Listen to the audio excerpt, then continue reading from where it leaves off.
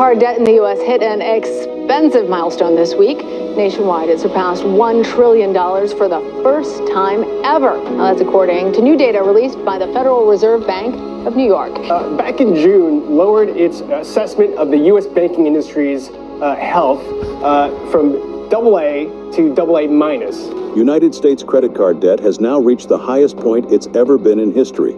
This surge in credit card debt, now totaling a staggering $1 trillion, has raised concerns about the nation's economic stability, with companies reporting the fastest pace of losses in nearly 3 decades, outside of the great financial crisis.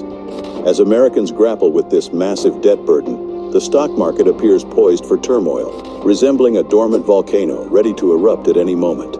As noted by Goldman analyst Ryan Nash, losses are continuing to rise for the past 24 months, after bottoming back in 2021. While the initial few increases were not particularly alarming, attributed to reversals from stimulus, Nash is now concerned because it is highly unusual for losses to rise this much outside of an economic downturn. As a matter of fact, of the prior 5 credit card loss cycles, 3 were characterized by recessions, including the Great Recession of 2008. One way to gauge this impact is by looking at delinquency rates, which essentially indicate instances where people struggle to make timely payments. These rates are on the rise, going up from 0.16% of the previous quarter to 5.32% now. According to the latest quarterly report, more and more consumers are leaning on credit cards to afford increasingly expensive necessities such as food and rent, which helped propel total credit card debt to a record $930.6 billion at the end of 2022. The average balance also rose to $5,805 over that same period. Moreover, newly released data from WalletHub says United States consumers took on $43 billion in additional credit card debt during the second quarter of this year, ending in June. That's more than triple the average amount of new debt households have taken on in this period, after the Great Recession of 2007 to 2008. Many experts have been warning that day by day, we are getting pushed closer and closer to the breaking point, where people cannot even afford to pay their bills. Now the question arises, how did this situation escalate to this point of no return?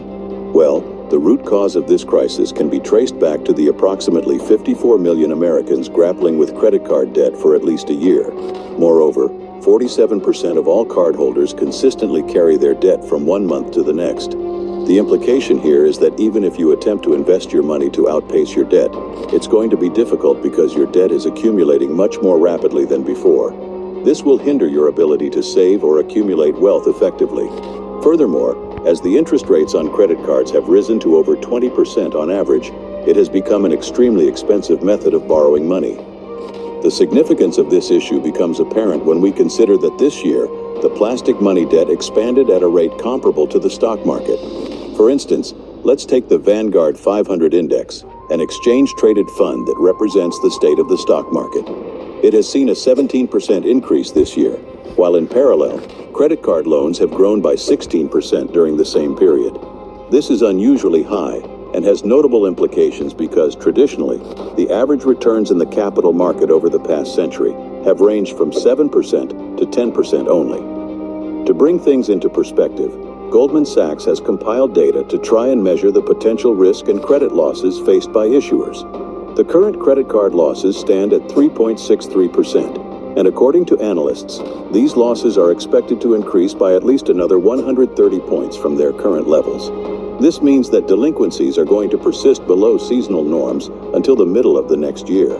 This table further demonstrates that most banks anticipate that the highest losses for these issuers will occur in 2024, coinciding with the onset of the next recession.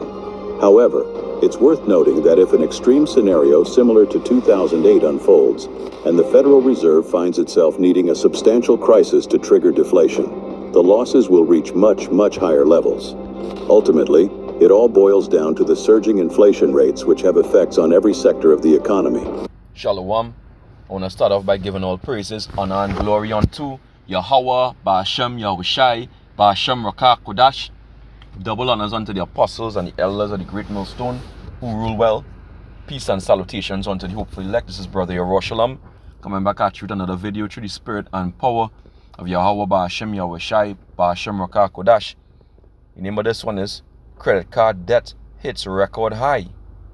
Hashtag stock markets crash imminent. Right? The stock market's about to crash. Alright? We all know the American dollar is doomed. Alright? Because of the debt. Because they've just been printing money pretty much. It's a giant Ponzi scheme, the whole American so-called federal system, federal dollar system. Alright? The Federal Reserve ain't nothing federal about it. Alright? It's owned by the Rockefellers and the Rothschilds. Alright? It's pretty much owned by the Bank of England, which is owned by the Rothschilds. Alright?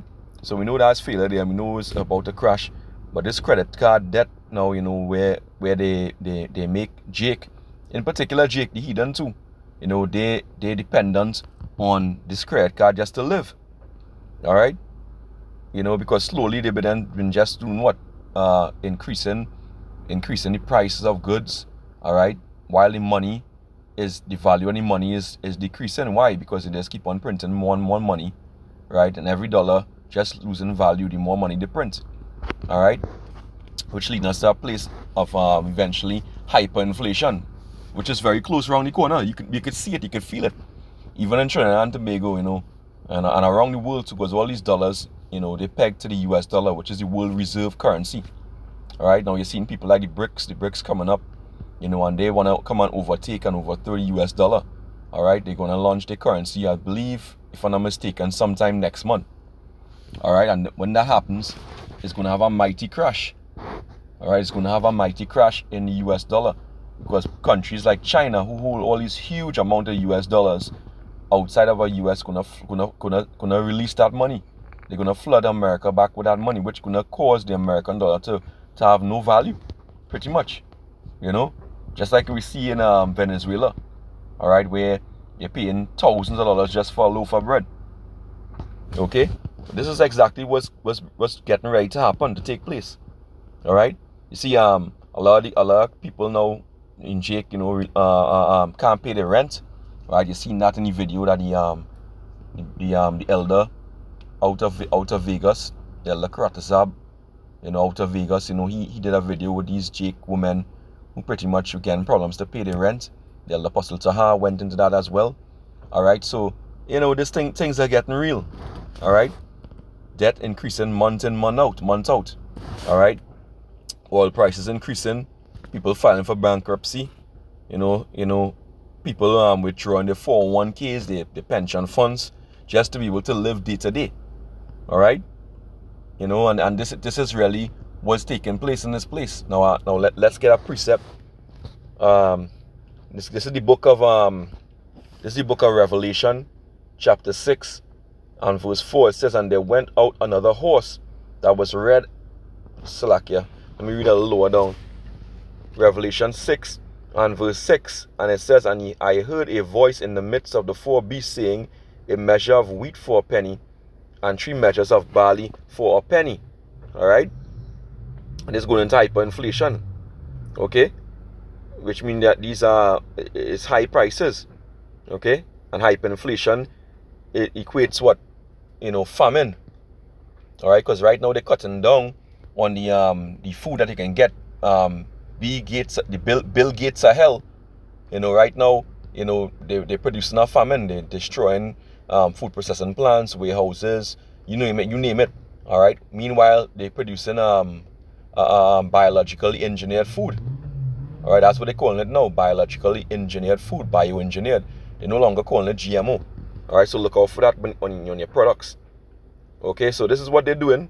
They say, basically a measure of wheat for a penny and 3 measures of barley for a penny, and seeds are hurt, not the oil and the wine. Why? The men of the Lord, in this truth. All right, but this is the fact is hyperinflation is on the rise. People can no longer afford to buy basic things on month to month. You have to rely on a credit card. All right, and you can't clear the credit card month in, month out because it's too much money. All right, that results in what? Great debt, which going to cause eventually the economy to crash. Right, heavy clay, thick clay, as the scripture say. Talk about, in the book of Habakkuk. In fact, let me see if I can get out there. Just bear with me a moment here. Give me a moment here.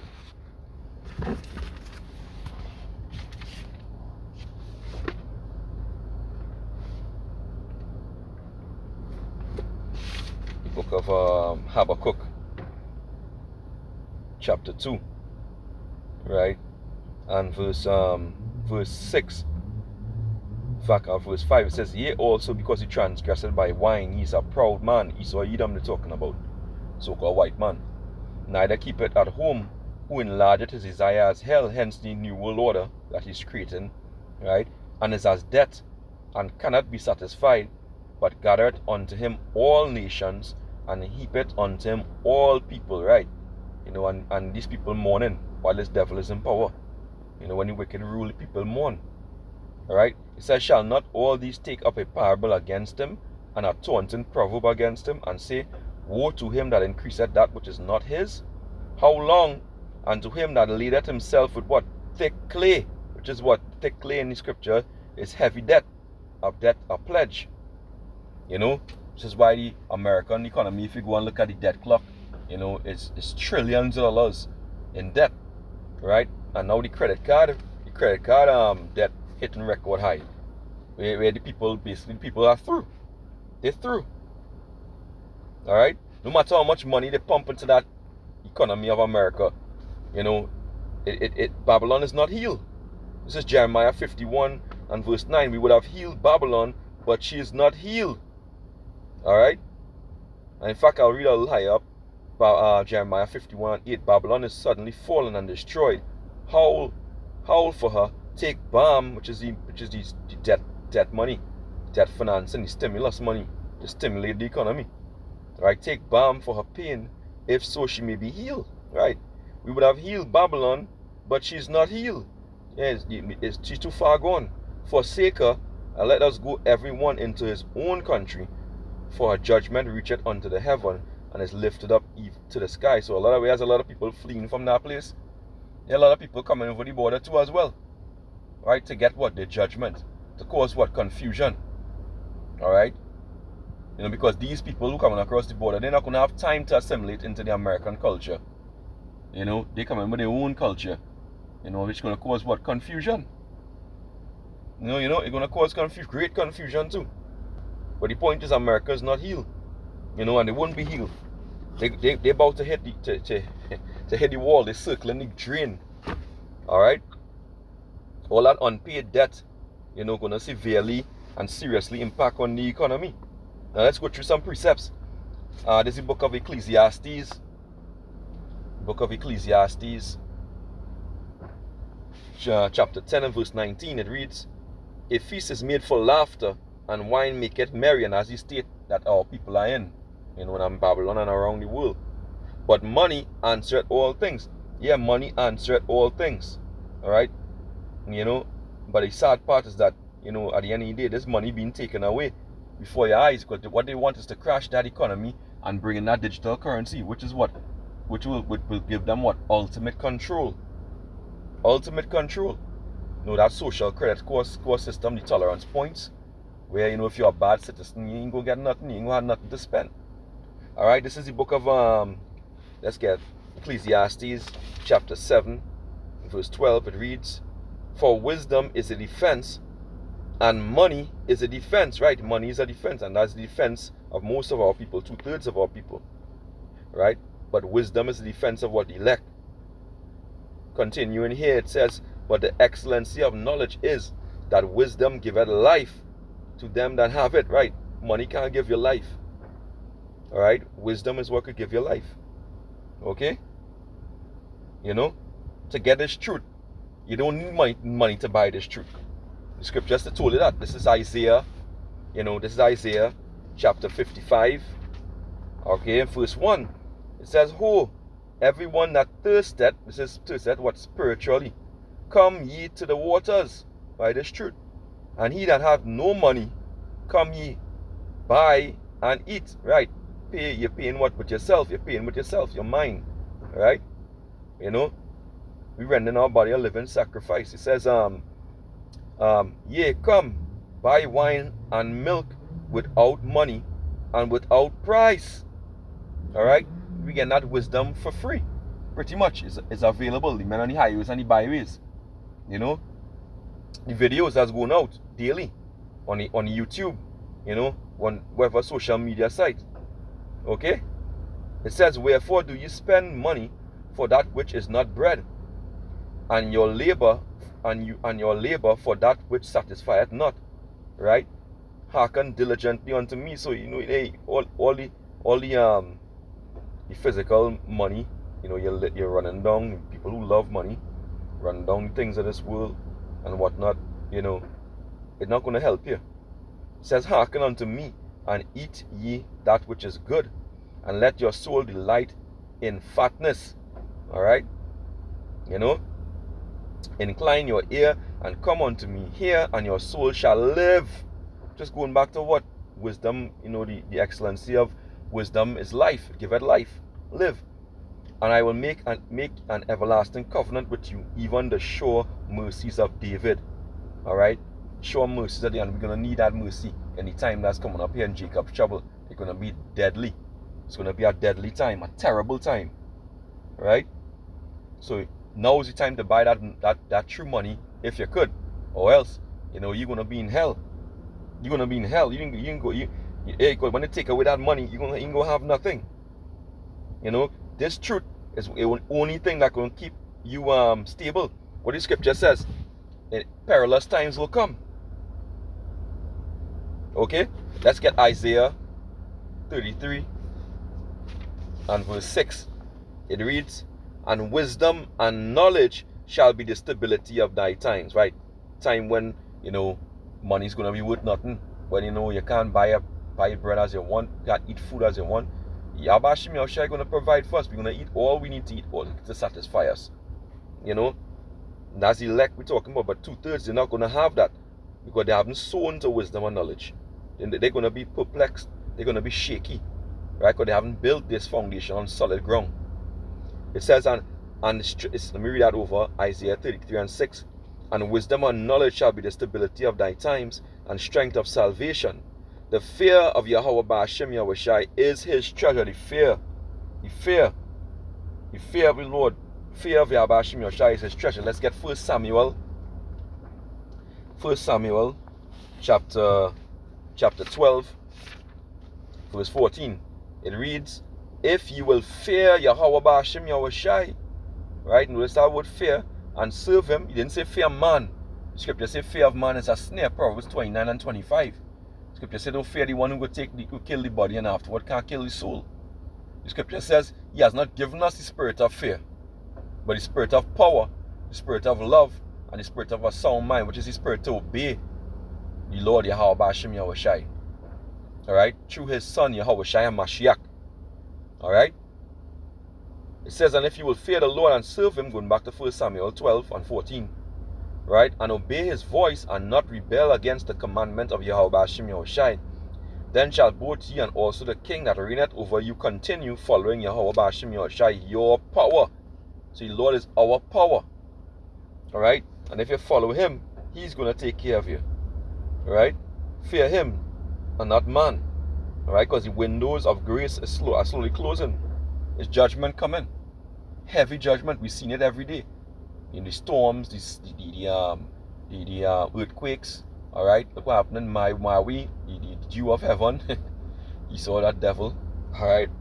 You know, and you know, the list goes on and on. The typhoons, you know, tsunamis. Alright? Hey, you know, Eve getting judgment like never before. You know, that's what's going on. And all this money being taken away, you know, by who? The left hand side of the Lord, the sword of the Lord, which is Esau Edom, according to Psalm 13. You know, this is what it is. Alright, the devil, you know, who's in the left hand side, who represents the left hand side of the Lord, Yahweh Hashem Yahushai.